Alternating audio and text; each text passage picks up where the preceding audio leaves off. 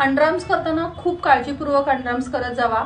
ह्या क्षणाला म्हणजेच पावसाळा असताना तुमच्या अंडरआर्म्स करताना खूप सारे प्रॉब्लेम्स क्रिएट होत असतात, जसं की मॉइश्चरायझर पकडत असतं आणि अंडरआर्म्स करताना वॅक्स हे तुमच्या बॉडीला चिकटलं जातं आणि त्याच्यावरतीच तुम्ही काय करता 2-3 वेळा रिमूव्हिंग करता। तर असं करू नका, ब्लड फ्लो होत असतो, खूप सारे प्रॉब्लेम्स क्रिएट होत असतात। किंवा तुमच्या क्लायंटनीही पहिला रेझरनी प्रॉपरली केलेलं असतं अंडरआर्म्स आणि मग त्याच्यानंतरची ग्रोथ ही कधीही प्रॉपर येत नाही। तर तुम्ही बघू शकता इथे आता जस्ट हा आमच्या स्टुडंटकडनं एक प्रॉब्लेम्स क्रिएट झालेला आहे।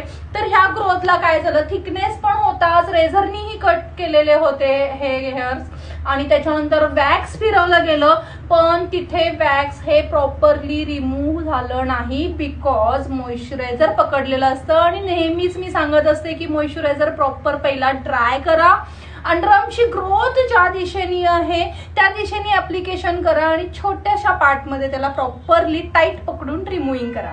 Next video.